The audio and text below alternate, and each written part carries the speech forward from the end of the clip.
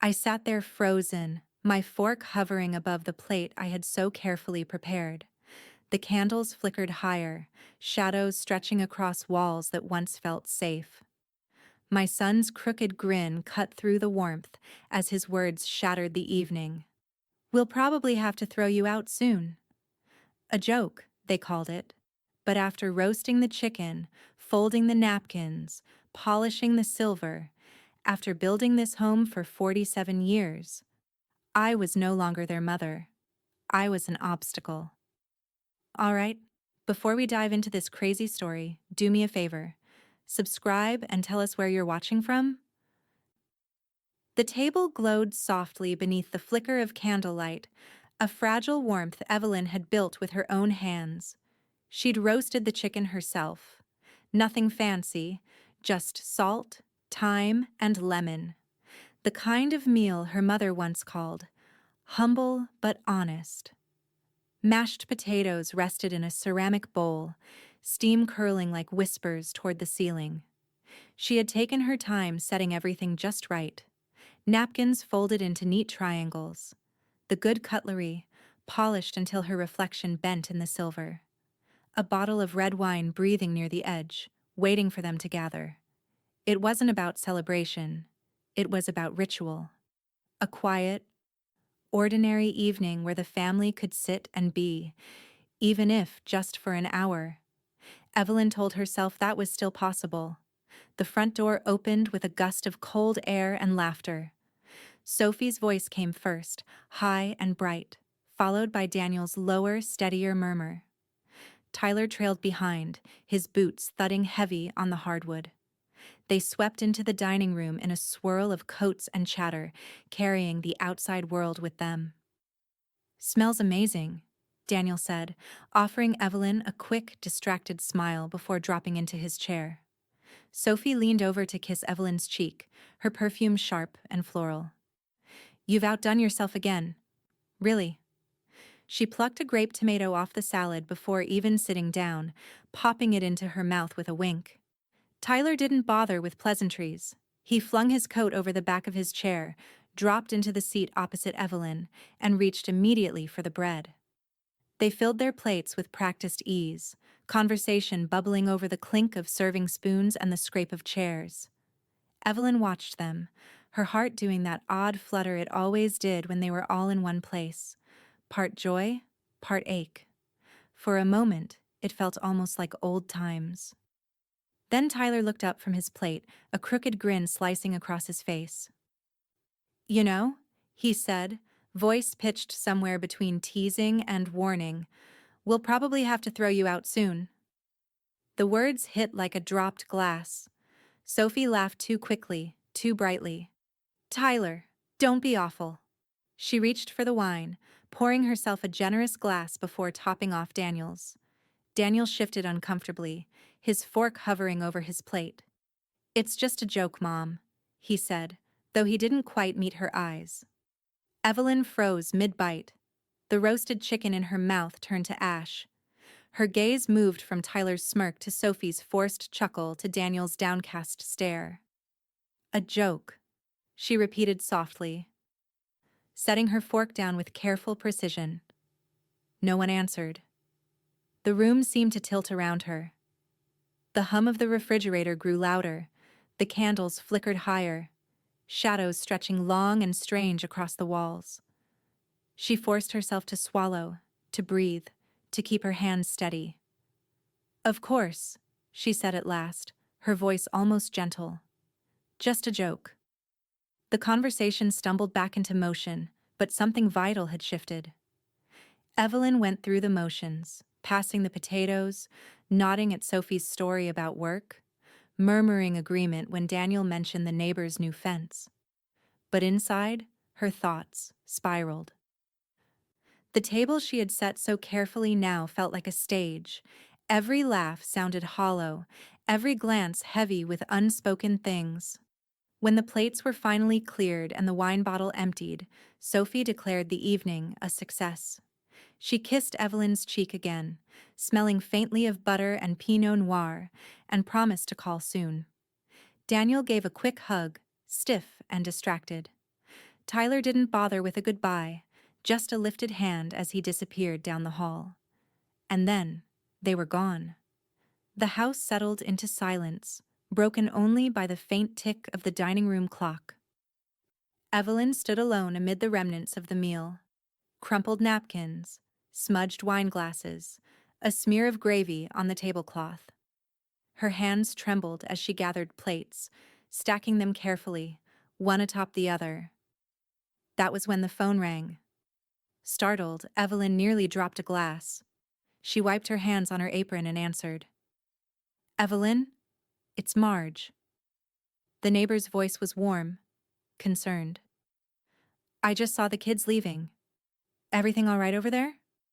Evelyn stared at the darkened doorway where her family had stood only minutes ago. "Everything's fine," she said automatically, but her voice cracked on the last word. After she hung up, Evelyn returned to the table. She moved slowly, deliberately, as though careful handling might keep her from shattering entirely. Tyler's words replayed in her head over and over until they no longer sounded like a joke at all. "We'll probably have to throw you out soon." Pride flared sharp and hot in her chest, burning more than anger ever could. By the time the last dish was rinsed and stacked to dry, Evelyn's hands had stopped trembling. Her heart, however, had not. She stood at the kitchen sink, staring out into the dark yard, and whispered to the empty house, "Not yet." And in that moment, Evelyn decided that the next dinner would not end the same way. The house felt heavier the next morning, as if the walls themselves had absorbed every word spoken at the dinner table the night before. Evelyn moved through the quiet like a ghost, the smell of roasted chicken still faint in the air, a bitter echo of what had once been comfort. She carried her coffee cup into the small room off the kitchen. Her office, though that word felt far too grand for the cramped space.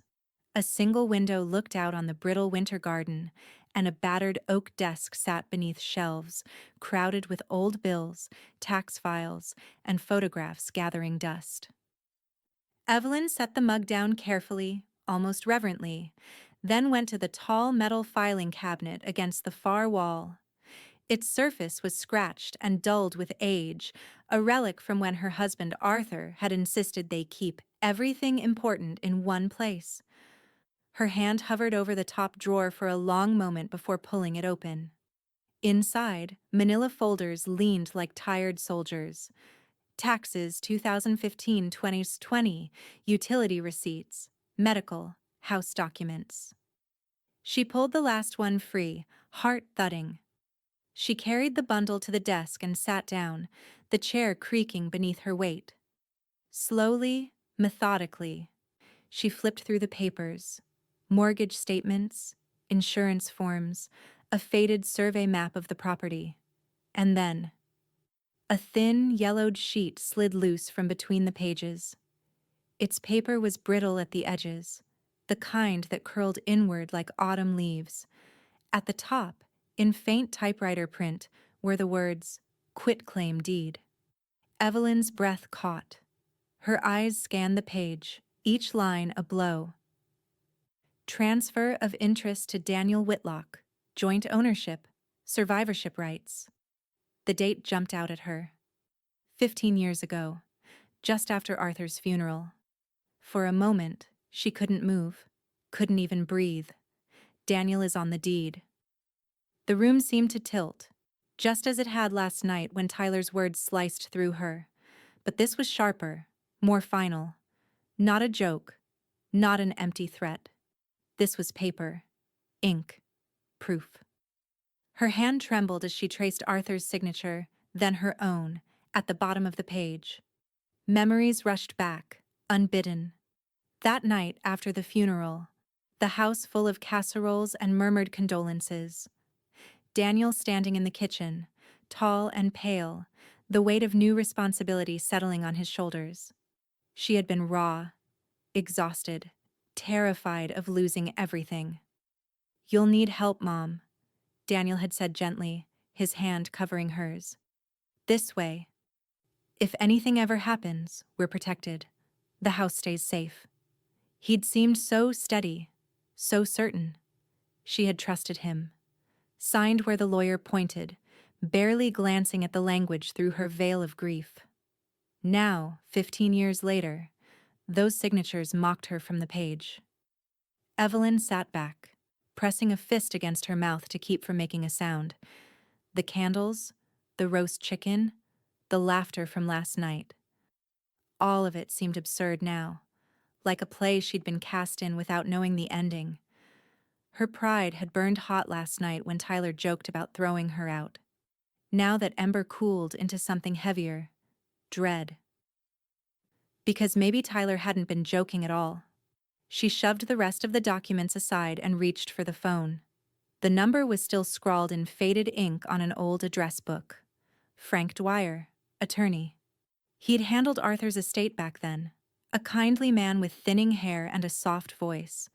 She hadn't spoken to him in years. Her finger hovered over the buttons before finally pressing each one. The dial tone seemed louder than usual, a flat, endless hum. "Frank, it's Evelyn Whitlock," she began when the voicemail kicked in. Her voice sounded strange in her own ears, too tight, too careful. I have some questions about the deed to my house. It's urgent." She paused, staring at the yellowed paper spread before her. "Please call me back as soon as you can," she added, then hung up before her voice could break.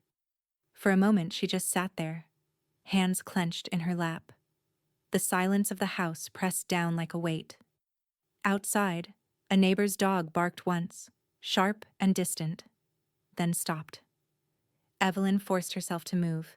She folded the deed carefully, sliding it into a separate envelope, then tucked it into the inner pocket of her cardigan. It felt like carrying a loaded gun close to her chest. The filing cabinet drawer gaped open, a dark mouth revealing all the fragments of a life built and buried over decades. She shut it firmly, as though closing it could keep the truth contained. But truth was never so easily locked away. Her eyes drifted to the window. Across the yard, Tyler's truck was parked crookedly in Daniel's driveway. She imagined them inside, talking, planning, maybe even laughing at her expense. "No," she whispered, voice steady now. She wouldn't sit idle while decisions about her life were made in secret. If Frank didn't call her back, she'd find another way. County records, a different lawyer, whatever it took. She would know exactly where she stood. Evelyn straightened, a new steel threading through her spine. As she turned toward the door, the envelope rustled against her chest. A fragile thing, yet powerful enough to upend everything she thought she knew. The house seemed to hold its breath as Evelyn whispered to the empty room, a vow only she could hear. "They think they know what's coming, but so will I." And with that, she stepped into the hall, unaware that the next knock on her door would shatter every plan she had just made. The bell above the bakery door chimed softly as Evelyn stepped inside, the warm scent of cinnamon and butter wrapping around her like a quilt. It was early enough that the glass cases gleamed with untouched pastries, golden croissants, sugared donuts, pies lined up like soldiers awaiting inspection. Marge stood behind the counter, flour streaking her apron, her gray hair caught up in a messy twist that spoke of an already busy morning. She glanced up, and the concern in her eyes deepened the lines around her mouth. "Evelyn," she said gently, "you look like you didn't sleep at all." Evelyn gave a small nod and slipped onto one of the stools by the counter. "I didn't." Her voice was steady, but it carried a weight that made Marge's brow furrow. "Coffee? Please." Marge poured it without another word, setting the cup in front of her friend with a soft clink. Evelyn wrapped her hands around the mug, letting the heat soak into her chilled fingers. For a moment she just sat there, staring at the swirling steam, trying to gather her thoughts into something that wouldn't sound like hysteria. "I made dinner last night," Evelyn said finally, her voice quiet but clear. "Everyone came. Daniel, Sophie, Tyler. Marge nodded, encouraging her to go on. It started out fine. Evelyn hesitated, the memory sharp and sour. But by the end, Tyler said something. A joke, supposedly. About throwing me out. The words hung between them, ugly even in their retelling. Marge's hands stilled. She reached for a nearby pie plate and set it down on the counter with a firm, ringing thunk. Cut them off. Evelyn blinked at her. What? Whatever they're expecting from you. Money, the house, your time, all of it. Cut them off. Marge's voice was fierce, unflinching. They've shown you exactly who they are. Believe them. Evelyn wanted to argue, to defend her children, but the truth was still too raw, too close to the surface. She swallowed hard and looked down at her coffee instead. Marge sighed, softer now. You don't deserve to live with that kind of fear, Evelyn. Whatever you do next, make sure it's for you, not them. Evelyn managed a small, grateful nod. I just need to understand things first. The facts. Marge didn't press further. She simply slid a napkin toward Evelyn as if offering a silent promise of solidarity. Back home, the house felt different again, not oppressive, like yesterday, but oddly hollow, as though waiting for something to happen. Evelyn set her handbag on the table and pulled out the envelope with the yellowed deed, laying it beside the other documents she had gathered. She worked slowly, deliberately, creating neat stacks across the table. Deed, mortgage, insurance, taxes. Each sheet of paper felt like a puzzle piece to a life she no longer recognized. A part of her wanted to shove it all back into the cabinet and pretend she'd never seen any of it. But that would mean surrender, and Evelyn wasn't ready to surrender. Not yet. Her phone buzzed on the table, startling her.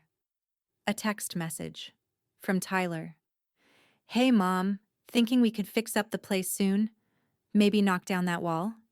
The emoji wink was like a slap. Evelyn stared at the message, her jaw tightening. Fix up the place.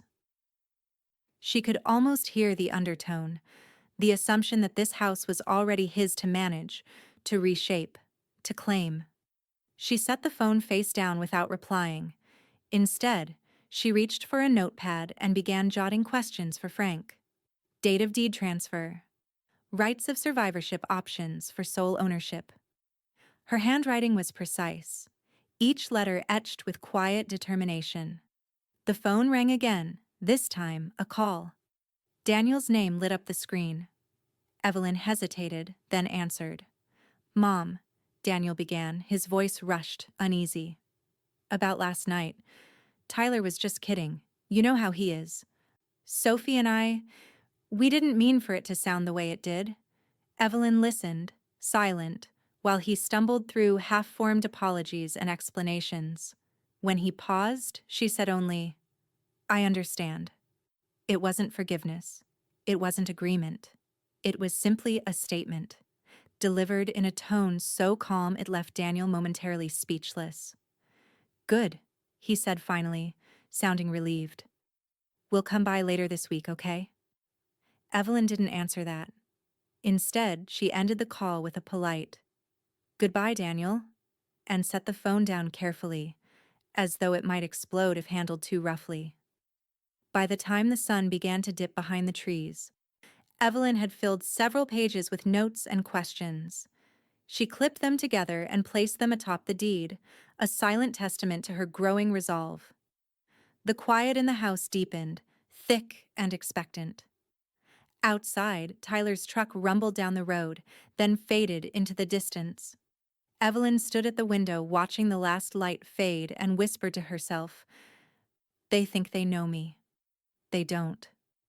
And just as she turned away, the phone buzzed again. Not a call this time, but a message from an unknown number. We need to talk. Tonight. Come alone. Evelyn's breath caught. The plan she'd been building in secret suddenly felt like a house of cards, one sharp wind away from collapse. The next morning, Evelyn sat stiffly in the leather chair across from Frank Dwyer's desk. The office smelled faintly of lemon polish and paper, the kind of sterile order that always made her feel both safe and exposed. Sunlight streamed through the blinds in pale, narrow bands, striping the glossy surface of the mahogany desk where a neat stack of documents waited. Frank, older now and grayer than she remembered, adjusted his glasses and gave her a measured, sympathetic look. "I reviewed everything you sent over," he said, his voice calm but clipped with precision, "including the original quitclaim deed. You were wise to reach out when you did." Evelyn's hands folded tightly in her lap. "I didn't understand what I signed back then," she admitted, her voice barely above a whisper. "You weren't meant to," Frank replied gently. "That kind of language isn't written for ordinary people to understand. But I've gone over every line, and here's where you stand." He tapped the top page with a precise finger. "Right now, your son Daniel is listed as a joint owner with full rights of survivorship. If something were to happen to you, the house would pass directly to him, automatically." Evelyn swallowed, her throat dry. She could almost hear Tyler's mocking voice again. "We'll probably have to throw you out soon." "And if I don't want that anymore?" she asked. "Then we act now," Frank said. "You have the right to revoke his joint interest, provided you follow proper procedure. It's clean, legal, final." He slid a second stack of papers toward her, neatly clipped together. "These forms will remove Daniel's name from the deed entirely. The property will be yours alone again." Evelyn reached out, her fingertips brushing the edge of the paper as though it might burn her. "What happens when he finds out?" Frank's expression softened, though his voice remained firm. "He doesn't have to find out until after it's done. Once it's recorded, it's a matter of public record. But by then, it's too late to contest." A small, sharp breath escaped Evelyn. Relief. Fear. Both tangled together. She looked down at the documents, at the blank signature lines waiting for her name. For a moment, memories threatened to drag her under. Daniel's steady hand guiding hers all those years ago, his quiet promise that this was for protection, for family, for you, Mom. She forced herself to see clearly now, to look past the nostalgia and into the present reality. A son who sat silent while his brother joked about throwing her out, who sent Sophie to smooth things over with half-hearted words. "This isn't punishment," she murmured to herself. "It's protection." Frank slid a pen toward her. "When you're ready." Her hand trembled as she picked it up. The room seemed to hold its breath. Then, with a steady exhale, she signed her name, Evelyn Whitlock, bold, final strokes that claimed what was hers. Frank nodded once, brisk and approving. "Good. Linda over at the recorder's office is expecting these. I'll have them couriered over today." He stamped each page with a notary seal, the heavy clunk of the press echoing through the quiet office like the closing of a vault. Evelyn flinched at the sound but didn't look away. When it was done, Frank gathered the papers carefully. "You'll receive confirmation within a few days," he said. "Until then, keep things calm. No sudden moves. No confrontations." Evelyn rose slowly, smoothing her coat. "Calm," she repeated, as though testing the word. Frank walked her to the door. "You've done the right thing, Evelyn. Now, let the law do the rest." Outside, the crisp winter air filled her lungs, sharp and bracing. Evelyn tucked her scarf tighter around her neck and began the walk home. She passed Marge's bakery on the corner and caught sight of her friend through the window, rolling dough with determined strokes. Evelyn almost went in, almost spilled everything, but instead she simply lifted a hand in a small private wave. Marge looked up, smiled, and waved back. No words were needed. For the first time in days, Evelyn's chest felt lighter.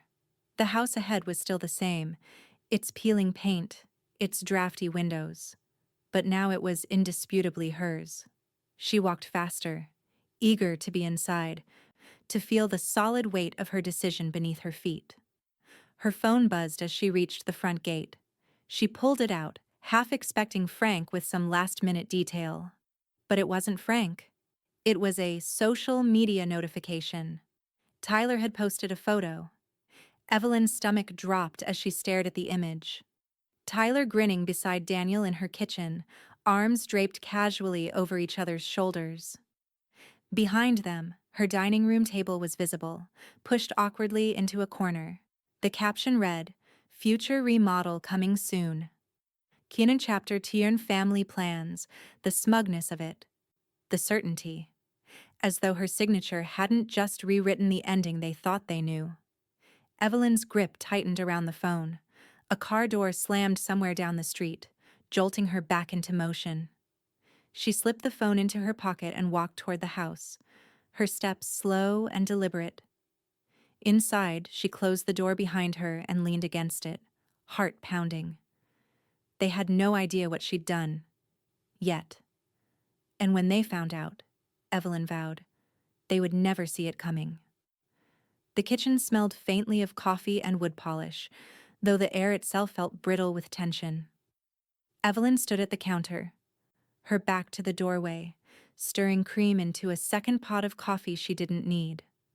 The rhythmic clink of the spoon was the only sound she allowed herself to make, every movement precise, deliberate. Through the archway leading to the dining room, voices carried. First Sophie's lilting and bright, then Tyler's deeper, brash tone. "You'll see," Tyler was saying, his voice full of swagger. "That old garden's coming out first thing. Useless patch of dirt anyway. We'll rip it up, pour a slab, and put in a proper deck." Evelyn's hand tightened around the coffee spoon. Sophie gave a high, breathy laugh. "And maybe some planters along the edge, for a nice touch." "Ooh, and string lights. Imagine summer parties out there, Tyler." From the sound of it, she was moving around the room, pacing like a designer envisioning a new canvas. Evelyn pictured her waving her arms, already claiming the space as her own. Daniel's voice came last, quieter, hesitant. "Let's not get ahead of ourselves. Mom's still..." "Still what?" Tyler cut him off, the scrape of his chair loud and sharp. "She doesn't even use that space. It's wasted. We're doing her a favor." Evelyn stared down into the swirling cream as it dissolved into the coffee, her face a careful mask. Because what they didn't know, what they couldn't possibly imagine, was that the quitclaim transfer had already been processed. Frank's courier must have delivered it sooner than expected, and the county recorder's office hadn't wasted a moment. By law, the house was hers alone now. Every word they spoke, every smug declaration, landed like water off stone. She lifted the coffee pot with a steady hand and moved into the dining room. The three of them fell briefly silent, caught off guard by her sudden appearance. "I thought you might like a refill," Evelyn said, her tone mild, almost warm.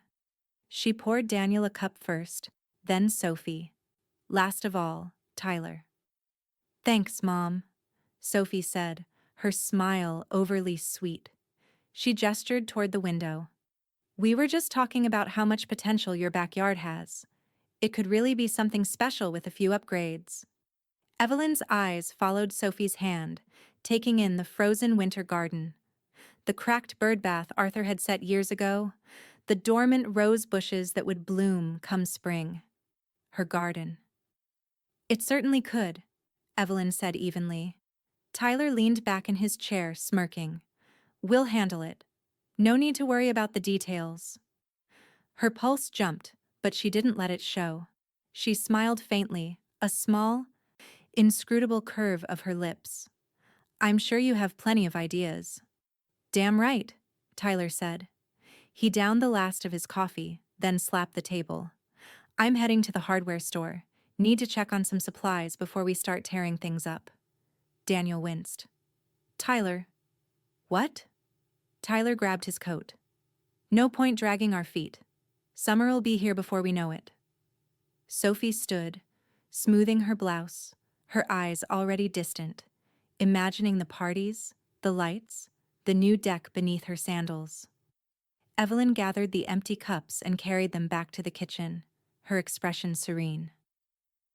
Only when she was out of their sight did the mask crack. A single sharp exhale, the smallest tremor in her hands.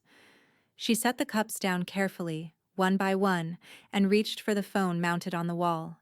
Her fingers moved with a practiced calm as she dialed Frank's number. He answered on the second ring, his tone brisk. "Evelyn, I was just about to call you." "They're already making plans," she said quietly, her gaze fixed on the snowy garden beyond the window. Tyler's boot prints trailed across it like scars. "Talking about tearing things down." "Let them talk," Frank replied. "The filing went through this morning. It's done." Evelyn closed her eyes. Relief swept through her like a tide, cool and steady. Behind her, she heard the front door slam, Tyler's voice fading as he called something to Sophie and Daniel about lumber and demolition. "Frank," she said, opening her eyes again, sharper now. "What happens when they try to act on plans that aren't theirs?" There was a pause on the line. Then slowly. "That's when they discover just how little power they really have." Evelyn's lips curved into the faintest smile. "Good," she said. She hung up the phone, lifted the coffee pot, and poured herself a fresh cup. The voices in the dining room were already quieter, Daniel mumbling, Sophie giggling over some imagined scheme. But none of it mattered now. By the time Tyler returned with his grand ideas and his new supplies, the game would have already changed. And Evelyn intended to be the only one holding the rulebook.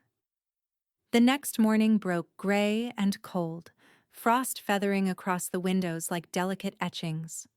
Evelyn sat at the kitchen table with the phone pressed to her ear, her notebook open beside her. The list she'd made over the past week was down to a single unchecked box. Frank's voice came through clear, professional, but tinged with a note of quiet satisfaction. "It's time we make this official," he said. "I'll have a certified notice prepared confirming the ownership change. They'll have no legal grounds to dispute it once it's delivered." Evelyn traced the rim of her coffee cup with one finger. "And you'll send it directly?" "I'll handle everything," Frank assured her. "Courier. Signature required. They won't be able to claim they didn't receive it." Evelyn's breath left her in a soft exhale. "Good." She hung up and glanced at the snowy garden through the window. The boot prints Tyler had left yesterday were already fading under a light dusting of new snow, the evidence of his arrogance slowly disappearing, even as the consequences of it solidified beneath the surface. That afternoon, Sophie's voice floated through the house before Evelyn even saw her. She was laughing, narrating something to someone over the phone as she swept through the dining room with her tablet held high.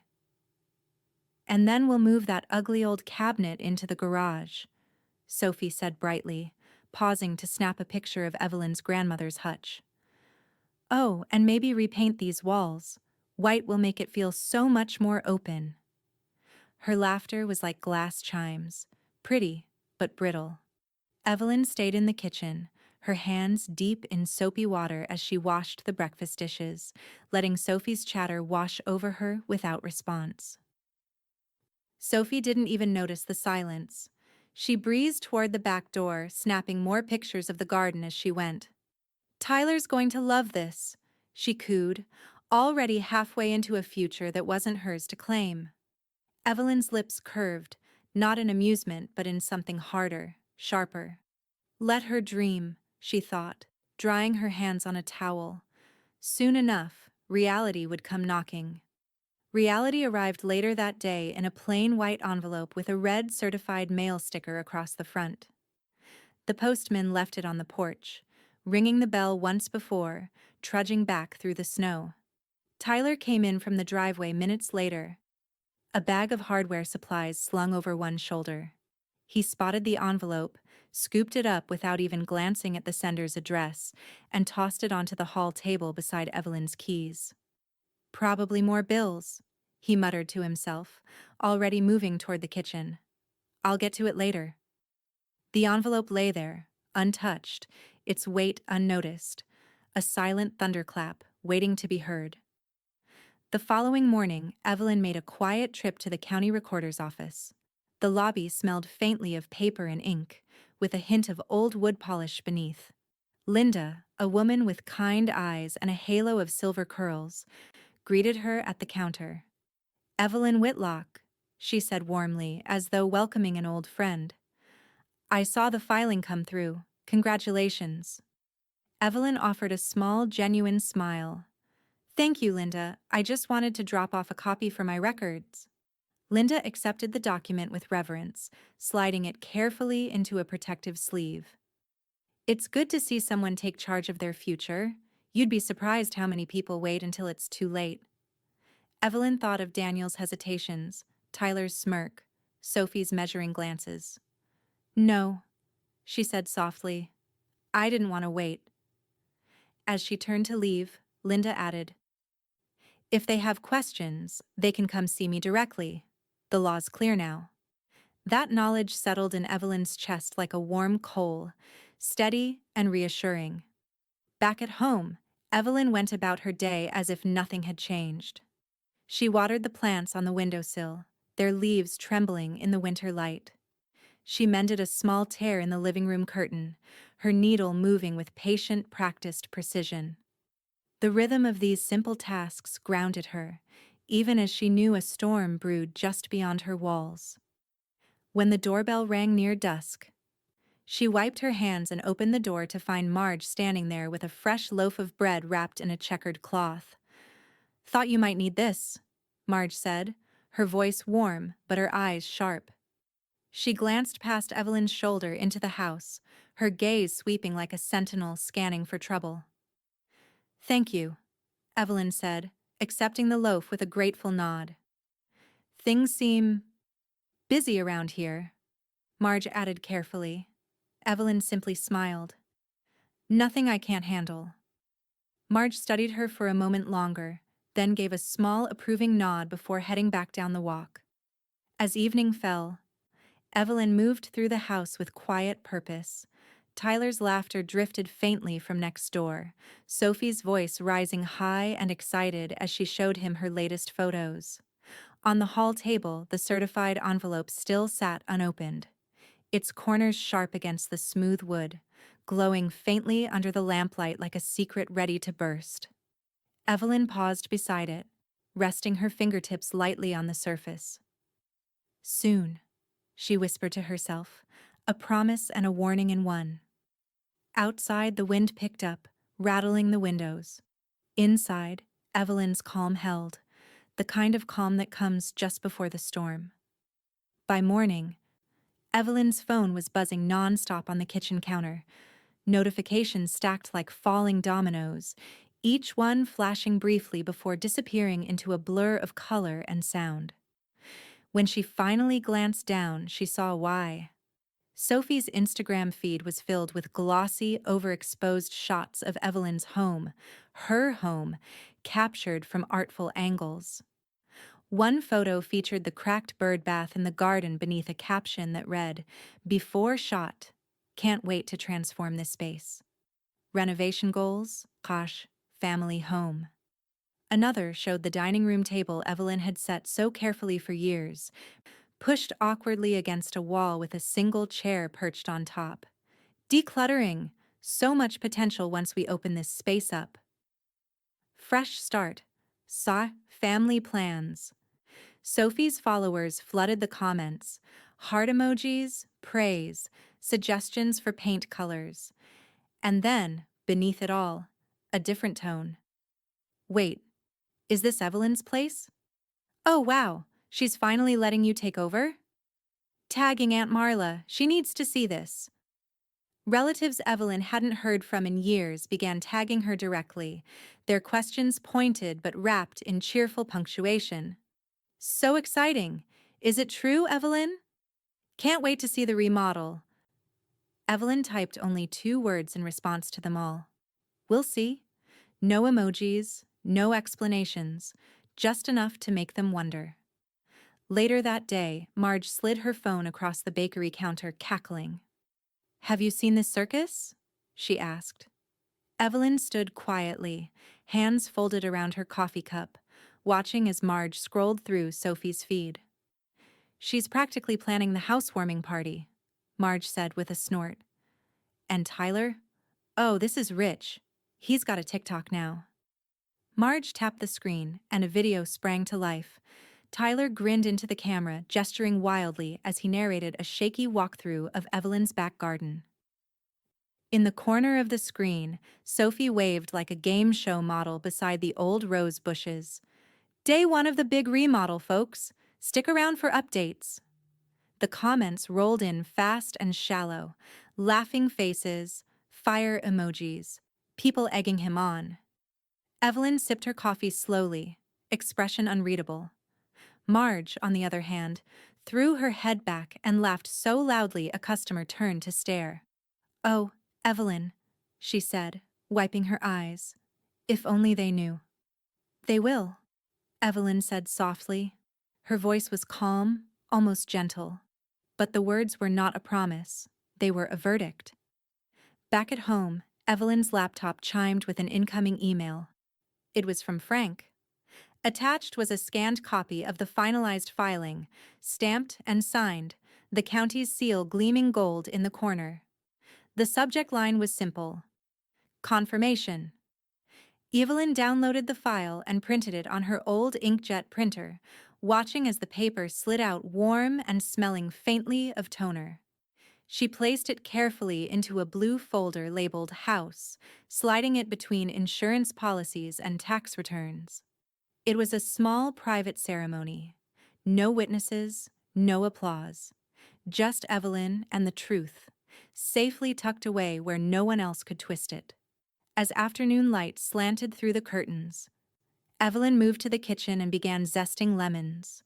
The bright, sharp scent filled the air as she measured flour and sugar, her hands moving with steady, practiced motions. Baking wasn't about the loaf itself. It was about control. About following steps and knowing that, if she was precise, something beautiful would come from it. The oven door closed with a soft click, sealing in both heat and focus. For a brief moment, Evelyn let herself breathe. The phone buzzed again. A text message this time. "Tyler. Thinking we should change the lock soon. Can't have strangers wandering in before the remodel starts." Seconds later, another message appeared. This one from Daniel. "Are you sure about this? Mom might... I don't know. Maybe we should wait." Tyler's reply came so quickly it felt like a slap. "Trust me, bro. It's our house now." Evelyn stood frozen, the scent of lemon and sugar swirling around her.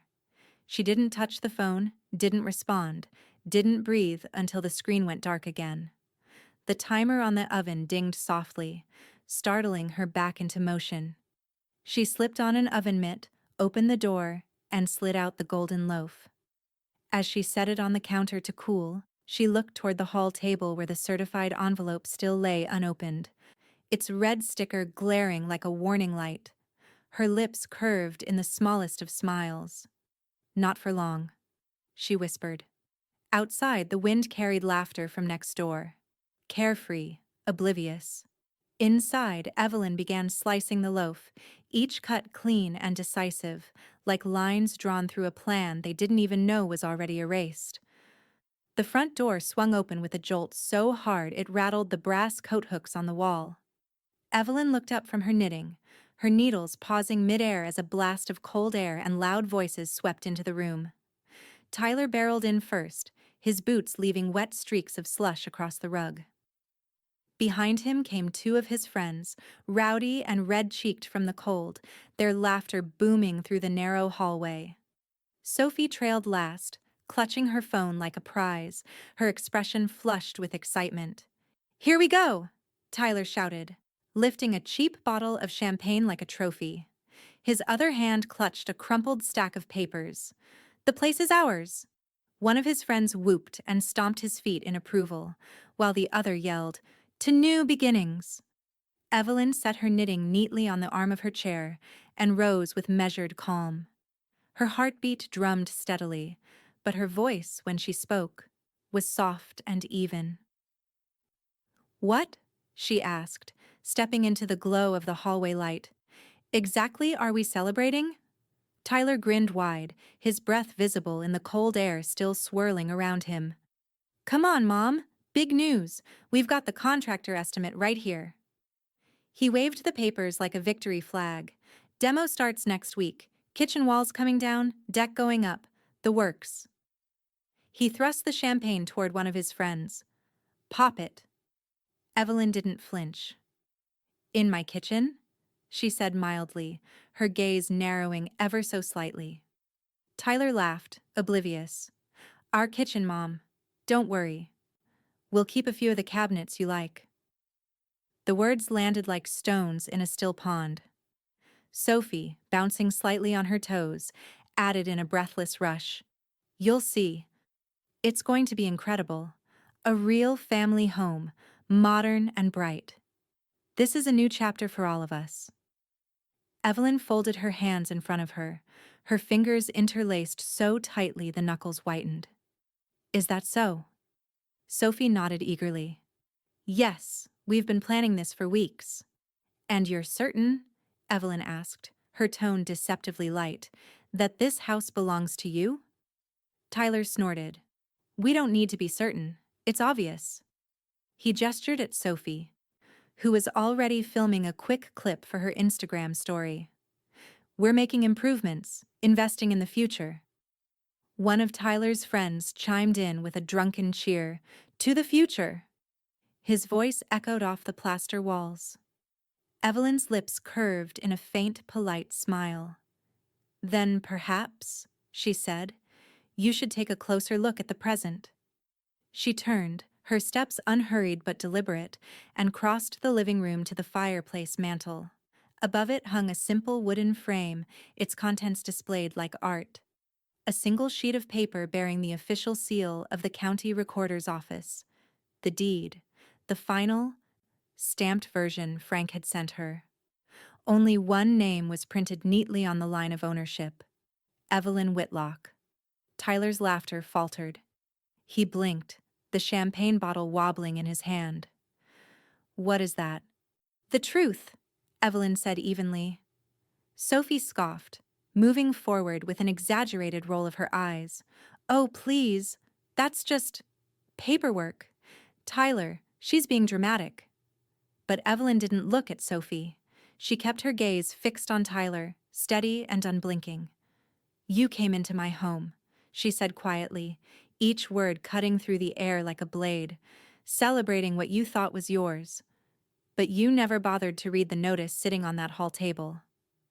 Behind her, the unopened certified envelope lay in stark relief under the lamp's golden glow, its red sticker still unbroken. "This house," Evelyn continued, her voice calm but thrumming with finality, "is mine. Legally, permanently. And no contractor's estimate or social media post will change that." For a long moment, silence stretched thin between them. The only sound was the faint hiss of the radiator and the soft creak of the floorboards beneath Sophie's restless shifting. Tyler's jaw worked, his bravado slipping like wet paint down a wall. You can't just..." Evelyn lifted a hand, silencing him. "Oh, but I can." Sophie huffed, crossing her arms. "She's bluffing. She's trying to scare us." Evelyn stepped aside so the stamped deed caught the light fully. The seal gleaming gold against white paper. "Read it," she said simply. Tyler stared, his throat working as he swallowed hard. His friends exchanged uneasy glances, the drunken haze starting to wear off. The champagne cork stayed firmly in place, the bottle heavy and awkward in Tyler's grip. Sophie's phone, still recording, wavered slightly in her hand before she lowered it with a scowl. Evelyn turned toward the kitchen, her back to them all. "If you'll excuse me," she said, her voice soft but unmistakably final. "I have a lemon loaf cooling. Some things in this house," she added, pausing in the doorway, "are meant to stay exactly as they are." As she disappeared into the kitchen, the silence she left behind was deafening. Tyler's hand clenched around the bottle until his knuckles blanched. Sophie whispered his name, but he didn't move. Finally, with a sharp motion, he slammed the champagne down onto the table, the bottle clattering against the contractor papers. "This isn't over," he growled, his voice low and dangerous. From the kitchen, Evelyn's calm voice drifted back like a ghostly echo. "Oh, Tyler," she murmured, "you're right about that." Evelyn was polishing the kitchen window when the phone rang, the soft, rhythmic circles of her cloth pausing mid-swipe. Outside, pale sunlight glimmered weakly on the snow, and for a brief second, she could almost pretend life was ordinary again. She set the cloth down carefully and answered. Frank's voice came through, clipped and tense. "Evelyn, it's Frank. I wanted to let you know before you hear it from anyone else." Her grip on the receiver tightened. "What's happened?" "Your son called me, Tyler." Frank exhaled sharply, the sound edged with disbelief. He wasn't looking for a conversation, he was issuing threats. Evelyn's chest constricted. "Threats?" "He shouted that you'd tricked him, that I was part of some scheme. He said if I didn't undo the filing, there'd be consequences." Evelyn pressed a hand to her throat, steadying herself. "What did you say to him?" "The truth," Frank said firmly. "I told him the deed was filed legally, every step documented. There's nothing to undo." And then I hung up. She closed her eyes, relief mingled with unease. Tyler was bold, reckless, but threatening an attorney crossed a line even she hadn't imagined. "Listen to me, Evelyn," Frank continued, his tone gentling. "Your ownership is secure. Tyler can rage all he wants, but the law is on your side. Still, it would be wise to tighten the record trail. I'll help you update your will. Make copies of every document. If this escalates, we'll be ready." Evelyn drew a deep, calming breath. "Thank you, Frank. I trust you." "Good," he said. "Keep steady. Let him burn himself out." By late afternoon, the neighborhood was buzzing, not with whispers, but with the glow of screens. Tyler had gone live. Sophie stood beside him, barely visible as Tyler held his phone high, pacing like a general addressing his troops. His voice poured through every device, angry and theatrical. "They stole my house," he roared, the camera jerking wildly. "My own mother and her crooked lawyer conspiring to cut me out. This is fraud, plain and simple." Sophie tried to interrupt, but Tyler waved her off, his face red and gleaming under the harsh overhead light. "You all know this place," he shouted, swinging the camera toward the garden. "I've been showing you our plans for weeks, and now she wants to erase me, erase my family." Neighbors watched from their living rooms, their porches, even their cars. In Marge's bakery, customers huddled around a phone on the counter, whispering and shaking their heads. Daniel, sitting on the edge of his bed, watched with his hands gripping his knees so tightly his knuckles blanched. "Turn it off," he said hoarsely. Sophie hesitated, biting her lip. "Tyler," Daniel tried again, louder this time. "You're making this worse." "No, Dad," Tyler spat, spinning toward him. "She made it worse. She's stealing what's ours." Daniel's mouth opened, then closed. He looked between his son and the glowing phone screen, torn in half. "Maybe," he began, his voice breaking. "Maybe we should just talk to her. Quietly. Without—" "Without what? Without proof?" Tyler shoved the phone closer to Daniel's face. "Look at the views. Everyone sees what she's doing now." Daniel's shoulders sagged. Whatever he'd been about to say died in his throat. Back at Evelyn's house, the same live feed played silently on Marge's phone as she stood in the doorway, a warm pie cradled in her hands. Evelyn glanced at it briefly, then returned to cleaning the window. The cloth moved in slow, steady circles, as if she could wipe away the chaos Tyler was trying to smear across her life. "You're calm," Marge observed, setting the pie on the counter. "Anger is his weapon," Evelyn said quietly. "I won't give him mine." Marge nodded, impressed. "Then here's what we do. Document everything. Every message, every threat, every post. Dates, times, screenshots. You keep a record, Evelyn. Let him drown in his own noise." Evelyn's lips curved, not quite a smile. "A paper trail," she murmured, "like breadcrumbs through the woods." "Exactly." The phone rang again. Frank once more. "Evelyn," he said, straight to the point, "I've prepared drafts for your updated will. With these changes, even if Tyler tried to challenge it, he'd be locked out completely. We'll also add contingencies in case he escalates." Evelyn's hand brushed over the smooth surface of the pie plate, grounding herself. "Let's do it." "You've built a fortress of paper and law," Frank said. "Now we just have to hold the line." Evelyn thanked him and hung up, her gaze shifting to the framed deed on the mantel. Outside, the winter dusk deepened, the sky turning a bruised violet. Tyler's voice still echoed faintly from some neighbor's phone, angry and distorted. Evelyn picked up the cloth again and polished the window until it gleamed, until the last streak disappeared and the light shone through clear and cold. She whispered, almost to herself, "Let him shout. The truth will outlast him." Behind her, Marge's voice cut softly through the quiet. "Evelyn, he's not going to stop." Evelyn stilled, her hand resting on the glass.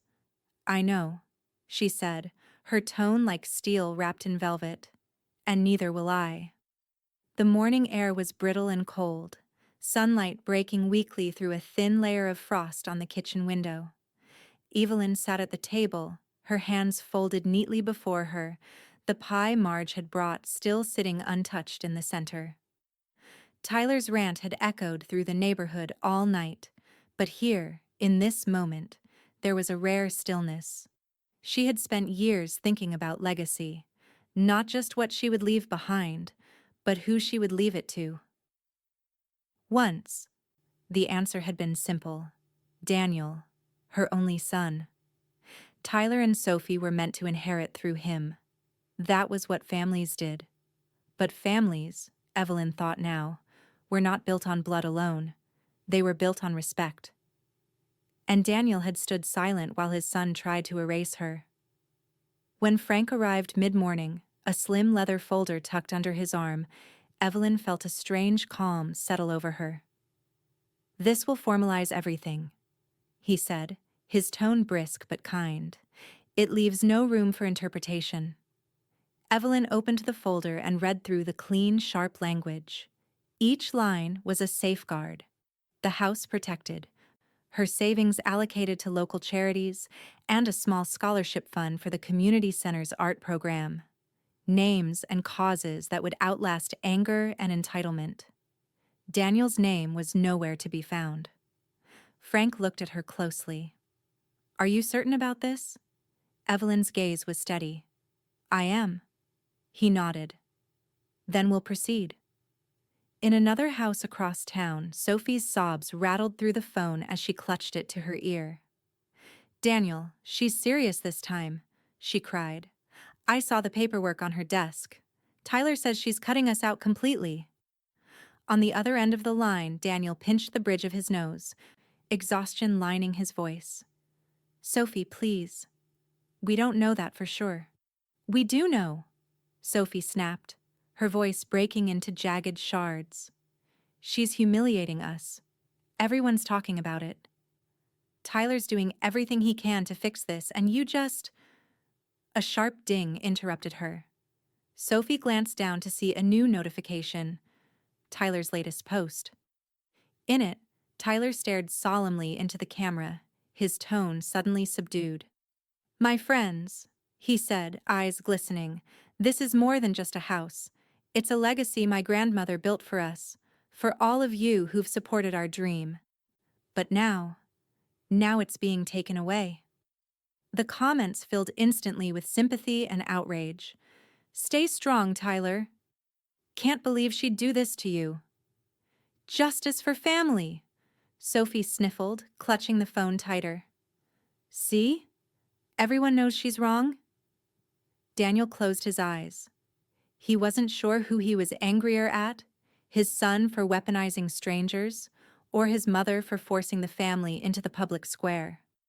Back at Evelyn's house, the atmosphere was starkly different.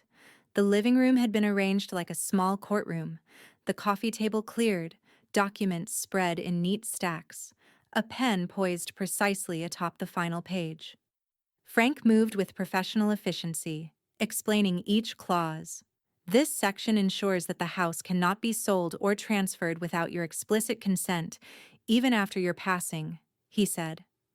And here, the funds are distributed to the beneficiaries you've named. Marge sat on the edge of the couch, her presence both steadying and protective. She would serve as witness, a role she took as seriously as guarding a vault. Evelyn listened carefully, then added a single note to the margins in her tidy script. Clarity, she murmured. I don't want there to be any cracks for them to slip through. When all was ready, she signed her name with deliberate, graceful strokes. Evelyn Whitlock. Frank notarized the documents, his stamp thudding like a heartbeat against the paper. Marge exhaled. It's done. Evelyn leaned back slightly, a strange buoyancy lifting her chest. Yes, she said softly. It is. By evening, word had spread. Neighbors murmured over fences and in grocery store aisles, voices low but curious. A few kind souls knocked on Evelyn's door with covered dishes, offering casseroles and gentle smiles. Others kept their distance, preferring gossip to involvement. Evelyn accepted each gesture with quiet gratitude, never breaking her composure. That night, Daniel arrived alone. He stood in the doorway, shoulders slumped, his face worn with conflict. Mom, he began, his voice rough, we need to talk. Evelyn gestured to the couch. We can talk. He sat heavily, elbows on his knees. I don't understand why you're doing this. Why cut us out completely? Why make this public? Daniel, Evelyn said gently, I've been silent for too long. Silence is what let things rot beneath the surface. His eyes filled with pain. But we're family. She shook her head. Family isn't just a word. It's a set of actions. Respect, boundaries, care. You let Tyler trample those things. And you said nothing. Daniel flinched. I won't reward that, Evelyn said simply. Not with my home, not with my legacy. The words hung heavy between them. Outside, the neighborhood was quiet, snow drifting softly under the streetlights. Daniel's lips parted as if to argue, but no words came. Evelyn stood and crossed to the mantel, where the framed deed gleamed in the firelight. Daniel, she said, her voice calm but unyielding, if you want to stay in my life, it will be on terms of respect. Nothing less. He looked up at her, something breaking behind his eyes. From the shadows near the door, Marge's voice cut through like a quiet verdict. She means it. Daniel turned toward her, startled, as Evelyn's gaze remained steady on him. And then, outside, headlights swept across the window. A car pulling up fast, too fast. Evelyn's heart gave a single hard thud. Tyler, she whispered. The storm was far from over. The morning broke sharp and bright, the kind of brittle winter day where every sound seemed to carry farther. Evelyn was pouring herself a cup of tea when she heard the rumble of a truck engine, louder than it should have been, stopping right outside her house. Through the lace curtain, she saw Tyler leaping down from the driver's seat. His movements were jittery, brimming with adrenaline and anger. Behind him, Sophie climbed out of the passenger side, phone already in hand, holding it aloft like a reporter covering breaking news.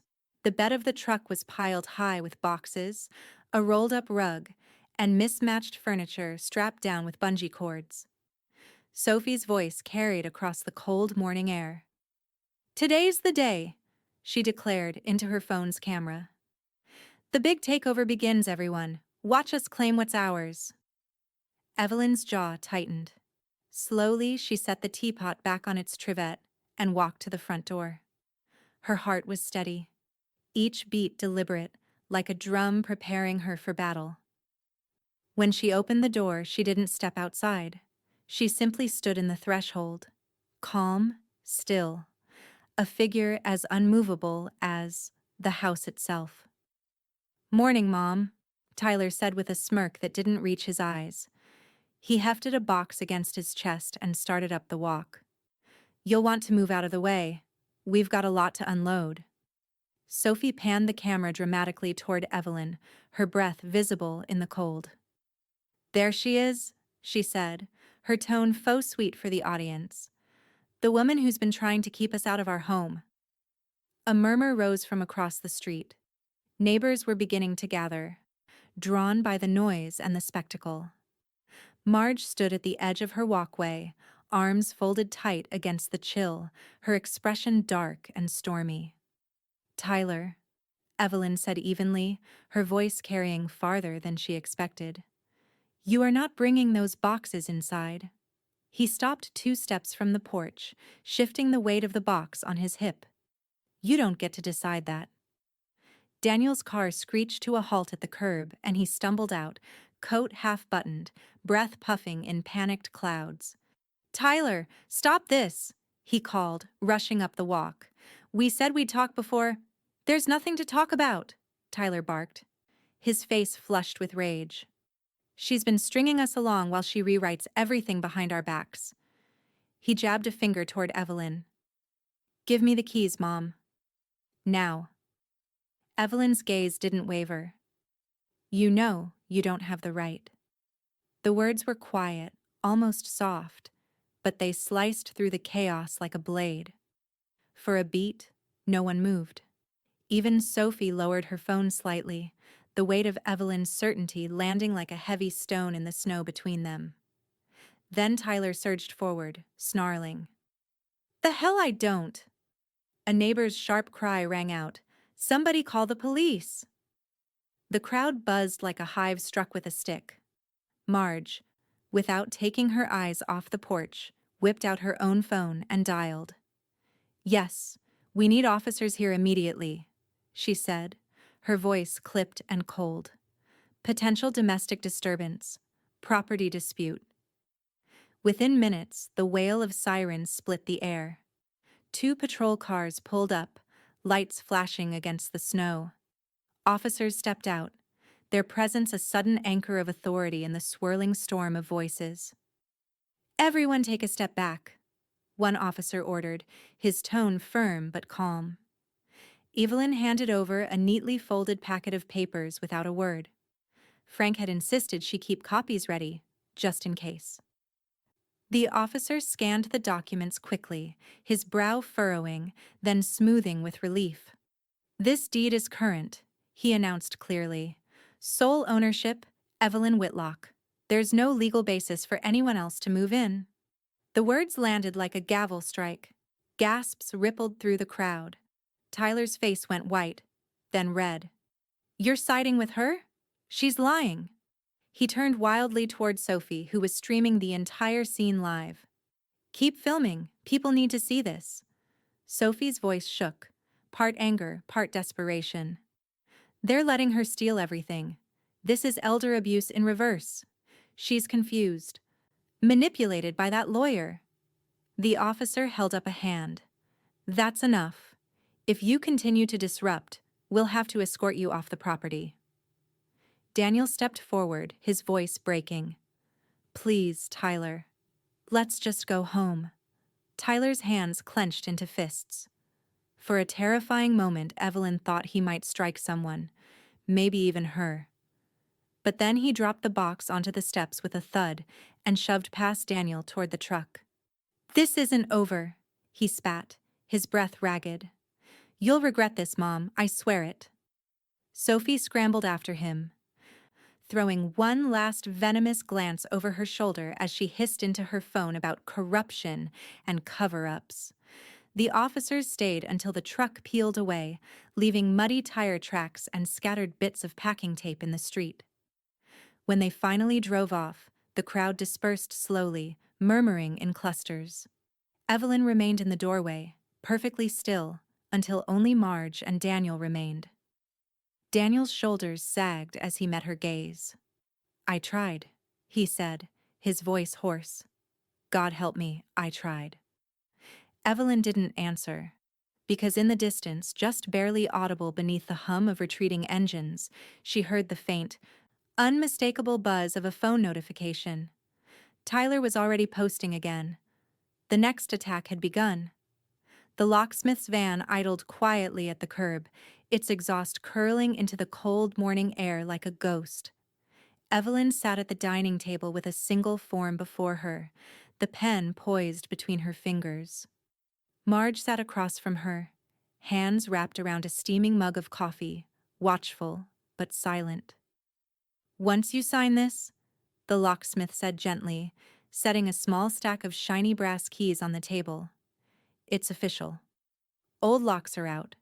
These will be the only way in." Evelyn studied the paper. The weight of what it represented pressed down on her, heavier than any signature she had ever given. She thought of Arthur, of the day they'd first walked through this house, their future bright and full of possibility. Then she thought of Tyler on the porch, shouting, demanding, Sophie filming it all like a circus, Daniel standing mute between them.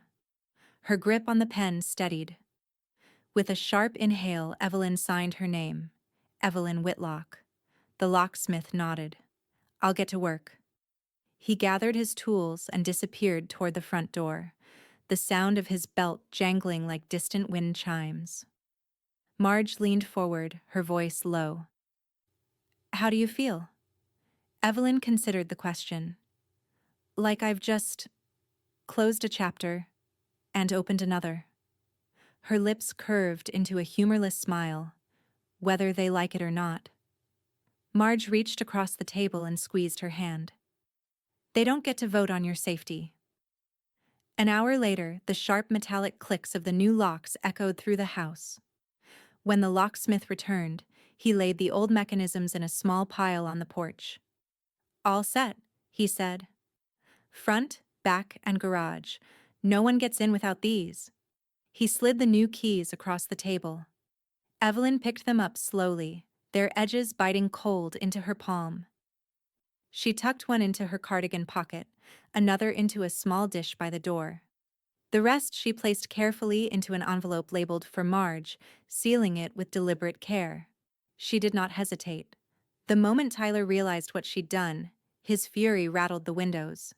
"Open this damn door!" His fists pounded against the front frame like a battering ram. Upstairs, Sophie's voice rose in a shrill, panicked wail. "She locked us out, Tyler. She locked us out. Everyone's watching this." Her phone was undoubtedly streaming again, broadcasting every sob, every shriek, to their army of online sympathizers. Evelyn stood in the hallway, her face serene, though inside her heart beat like a war drum. Marge stood beside her, arms crossed, the envelope of spare keys tucked safely into her coat. Outside, Tyler banged on the upstairs windows, his shadow blotting out the pale winter light. "You think this is over, Mom? You think you can just cut us out like we don't exist?" Evelyn moved to the door. Calmly, she slipped a small piece of paper into the frame where the neighbors could see it.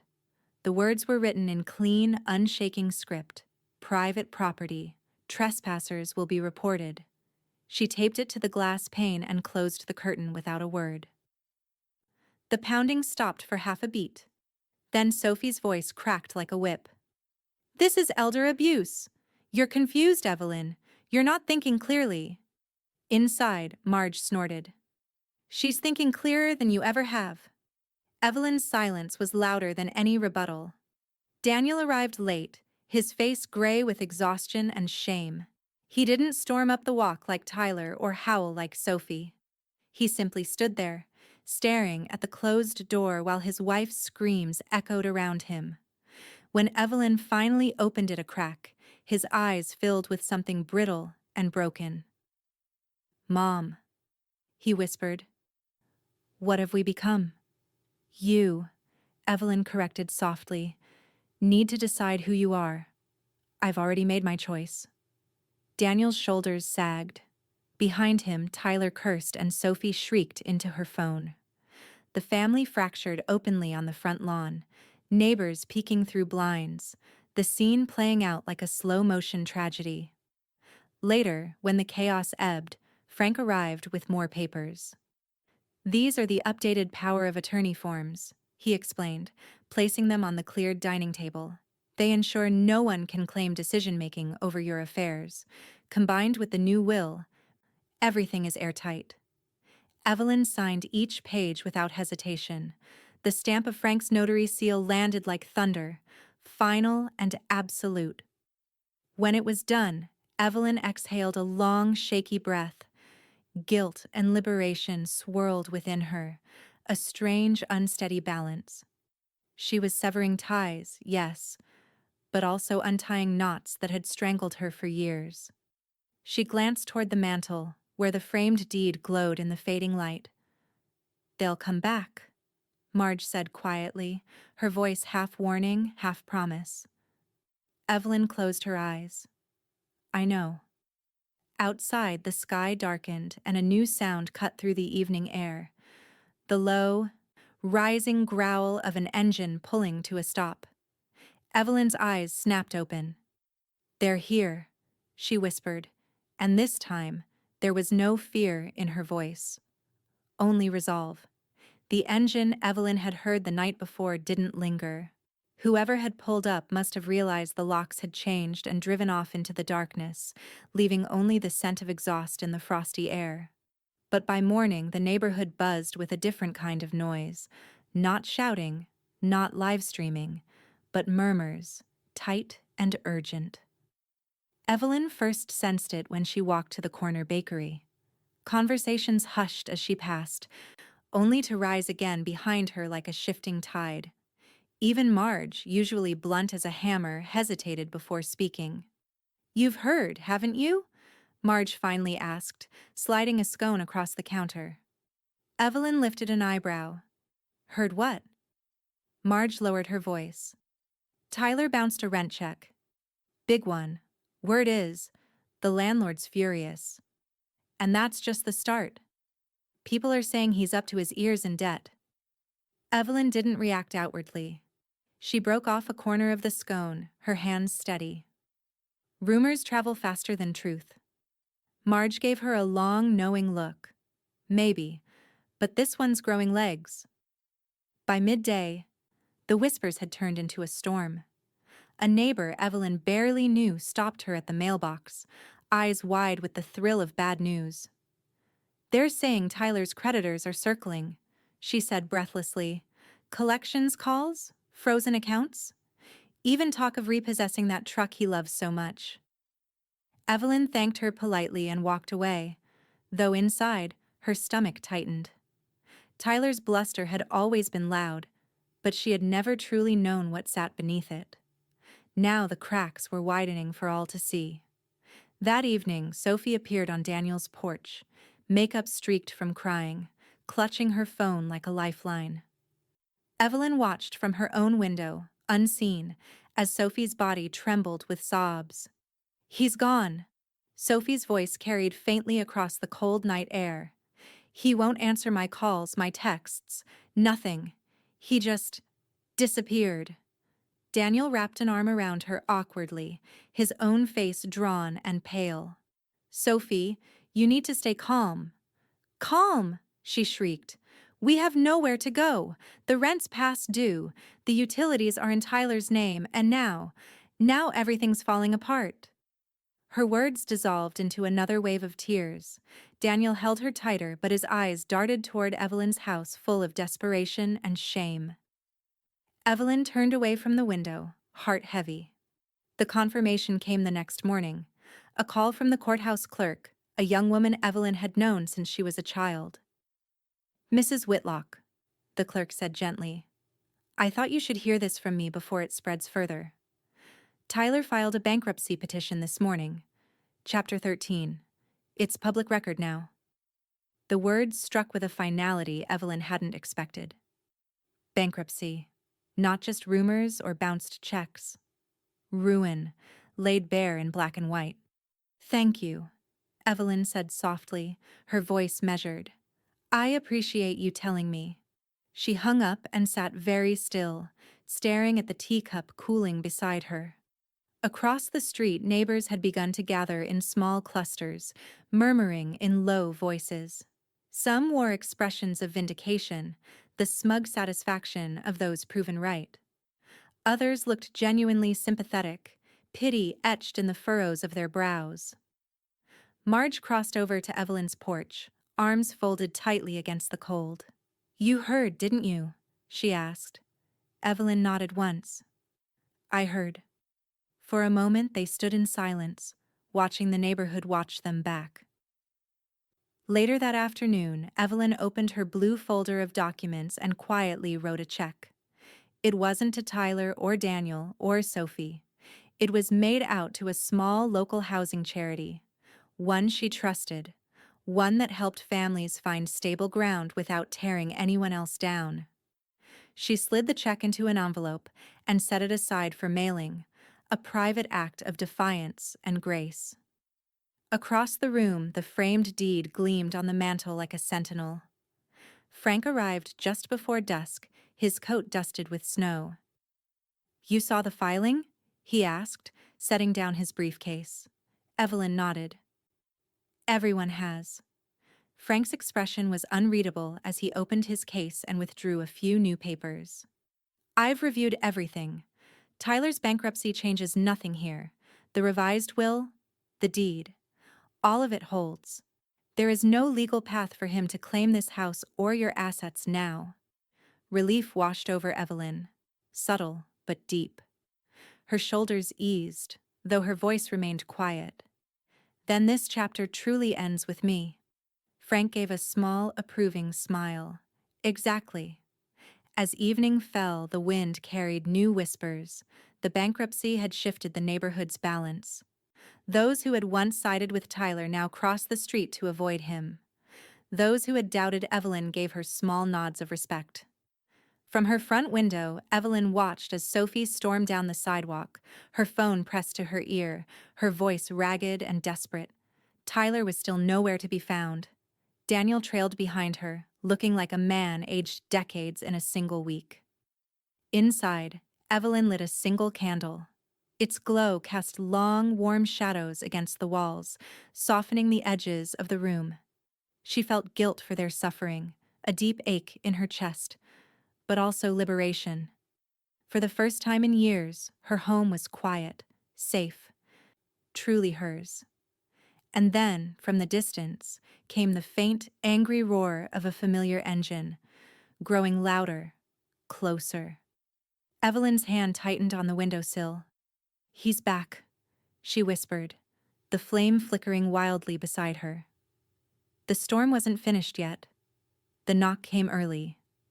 A single, sharp rap that rattled the frost-rimmed glass of Sophie and Tyler's rented duplex. Sophie stumbled to the door in her robe, hair a tangled mess, eyes swollen from another sleepless night.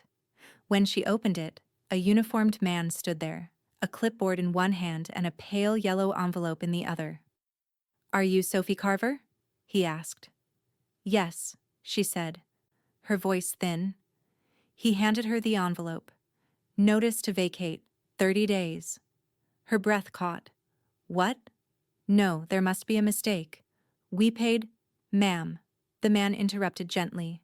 Your last check was returned, and with the bankruptcy proceedings filed, this property is going back to the owner. I'm just here to deliver the paperwork. The doorframe seemed to sway around her. Behind her, the living room looked hollow. Bare walls where framed photos had been taken down, piles of unsorted laundry, a sagging couch Tyler had promised to replace once things stabilized. But nothing was stable now. By the time she turned back to argue, The man was already walking down the icy steps. Across town, Evelyn stirred honey into her tea and listened to the wind scrape against the windows. It had been a week since Tyler's return, a single volatile night of shouting outside her door, followed by an eerie silence. Now that silence had a weight to it, thick and heavy. She didn't have to wonder what it meant for long. From her kitchen window, she saw Daniel trudging down the street alone, his coat hanging loose on his shoulders, his face pale and drawn. He walked past without looking up, his posture hunched like a man carrying stones. Sophie wasn't with him. Evelyn suspected she already knew why. 2 days later, Marge came into the bakery humming, only to be interrupted by a shrill ring from her phone. She glanced at the screen, then at Evelyn, who had just stepped up to the counter. "It's Sophie," Marge mouthed. Evelyn gave a slight nod, turning her gaze toward the pastry case, pretending not to listen. "Yes, dear," Marge said into the phone, her voice careful. The words poured through the line, sharp and frantic. Though Evelyn couldn't hear every detail, she caught enough. Packing boxes, bus ticket, relatives out of state, nowhere else to go. When Marge finally hung up, she let out a long, slow breath. "She's leaving," she said quietly. "Heading down south to stay with some cousins. Says Tyler, well, no one's seen him since the night he came back." Evelyn only nodded, her expression unreadable. "Safe travels to her," she murmured. With Sophie gone and Daniel retreating into silence, the neighborhood slowly began to settle. The daily drama that had once pulsed through every house like an electric current faded, leaving only the ordinary sounds of winter. Shovels scraping sidewalks, dogs barking at passing cars, the low hum of heaters. Inside Evelyn's home, a different kind of work began. She patched a loose corner of wallpaper in the hallway, tightened a squeaky hinge on the kitchen cabinet, oiled the window locks Arthur had installed years ago. As she moved through the rooms, she hummed softly to herself, a tune half remembered from her childhood. It wasn't joy exactly, more like a slow tide of peace, creeping in after a long, bitter storm. One afternoon, Marge bustled in holding her phone like a trophy. "They posted it," she said, grinning. Evelyn set down her needlework and took the phone. On the screen was a photograph of her standing beside the director of the local housing charity, a check in her hand and relief etched across the woman's face. The caption read, "A generous gift from a neighbor who believes everyone deserves a safe place to call home." Dozens of comments flowed beneath, filled with gratitude and hope. Not one mention of Tyler or Sophie or Daniel. Evelyn's throat tightened. "I didn't want recognition." "You didn't get named," Marge said with a wink. "But sometimes it's good for the world to know kindness still exists." Evelyn handed back the phone, a small, private smile playing at her lips. As the holidays approached, a simple card arrived in the mail. The handwriting was unmistakable, Frank's, neat and deliberate. Inside, a short message. "Evelyn, the year ends with everything secure. The house, the will, your future. All exactly as you intended. Rest easy." Fish, she traced the words with her fingertip, a warmth blooming in her chest. On the first clear day after a week of snow, the neighborhood children tumbled outside, their laughter spilling like music into the air. Evelyn watched from her porch as they darted across her lawn, turning the once battleground into a playground. One boy paused to wave.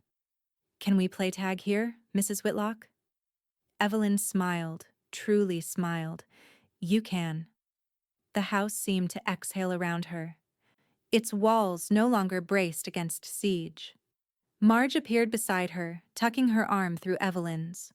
Together, they watched the children run and shout, their boots thudding harmlessly across the grass. "It feels different now," Marge said softly. Evelyn nodded. "It is different." And yet, beneath the calm, she felt the faintest tremor, a reminder that storms rarely vanish. They recede. They circle. They wait. In the distance, a lone car crept slowly past the corner, its tinted windows reflecting the pale winter sun. Evelyn's smile faded, her hand tightening on the porch rail. The peace she'd built was real, but it was fragile. And she would guard it with everything she had. The envelope was thin, almost weightless, yet Evelyn's hands trembled as she slid it open. The handwriting on the front was unmistakable, hurried, slanted, a far cry from the bold strokes Tyler once used to scrawl his name across anything he claimed as his own. She unfolded the single sheet inside and read, "Mom, I just need one night. Not to fight, not to take anything. I don't have anywhere to go, and I'm not asking for help beyond a clean place to sleep. I'll be gone by morning. Please. Just one night. No signature. Just a blank space where his name should have been, as if even he couldn't bear to claim it." Evelyn sat at her kitchen table, the note trembling in her grip. For a long moment she let herself remember Tyler's laugh when he was a boy, the way he used to race through these halls barefoot, sticky from summer popsicles. And then, the other memories. His fists pounding the door, his voice raised, venomous and certain. "This is our house now." Sophie's mocking smile, Daniel's silence. The day they'd tried to move in without permission. The house seemed to hum around her, a pulse of memory and warning. Evelyn laid the letter flat and took out her pen. She wrote just 5 words on a clean sheet of paper. "I wish you peace." Elsewhere, she folded it carefully, placed it in an envelope, and set it by the front door. The act was both an answer and an ending. The next morning dawned crisp and pale, sunlight glinting off the last stubborn patches of snow. Evelyn woke to the smell of cinnamon drifting through her open window. Marge had been up before dawn, baking. When Evelyn walked over later, Marge pressed a still warm loaf into her hands. "New morning, new start," she said with a wink. Evelyn nodded, breathing in the comforting scent. For the first time in months, there were no shouts outside, no pounding on doors, no neighbors clustered in fearful knots. As she strolled back home, loaf tucked under her arm, people waved from their porches. Not pitying waves or wary ones, but genuine greetings. The kind that spoke of trust restored, of a community finding its balance again. Evelyn waved back, her shoulders lifting with each step. Later, she carried the loaf to the park, tearing off a small piece to share with the birds, while she sat on a worn bench beneath the bare-limbed oak trees.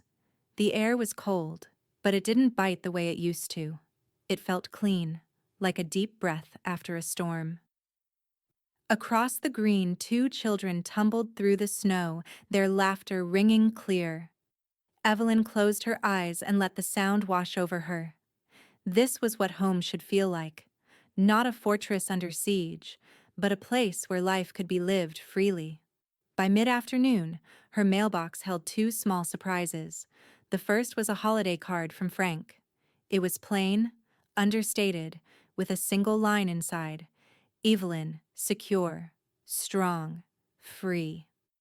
Beneath it, his signature, careful and deliberate. The second envelope was from Linda at the recorder's office. Inside was a county newsletter. Evelyn scanned it slowly, her heart tightening at the familiar names listed.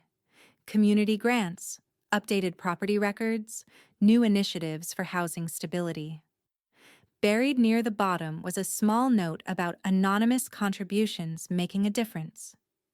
She didn't need to see her name to know where her money had gone and what it had built. As the sun dipped low, Evelyn donned her gardening gloves and knelt by the front walk. The earth was still cold, but she dug carefully, planting a neat row of daffodil bulbs. Each bulb was a promise, a splash of yellow to come, a marker of time passing not in conflict, but in growth. She patted the soil gently and sat back on her heels, imagining the way they'd look in spring. Behind her, the house stood quiet and proud, its windows glowing softly in the twilight. Over the next weeks, Tyler's name began to vanish like smoke. His once frequent posts disappeared, his rants erased by the endless churn of new content. Sophie stopped calling neighbors for support. Even Daniel seemed to retreat into a silent orbit of his own, no longer pleading, no longer defending. The space they'd once filled with chaos now belonged to Evelyn alone. Her home became what it had always been meant to be, a sanctuary, a place where peace could take root. On the first truly warm day of early spring, Evelyn stepped onto her porch and smiled. The daffodils had bloomed, golden and stubborn, their faces turned toward the sun. She thought of Tyler's old words. "We'll probably have to throw you out soon," and let the memory dissolve like melting ice. "They said they'd throw me out," Evelyn murmured, her voice both fierce and tender. "I signed their future away and kept mine. And when spring came, the daffodils were proof."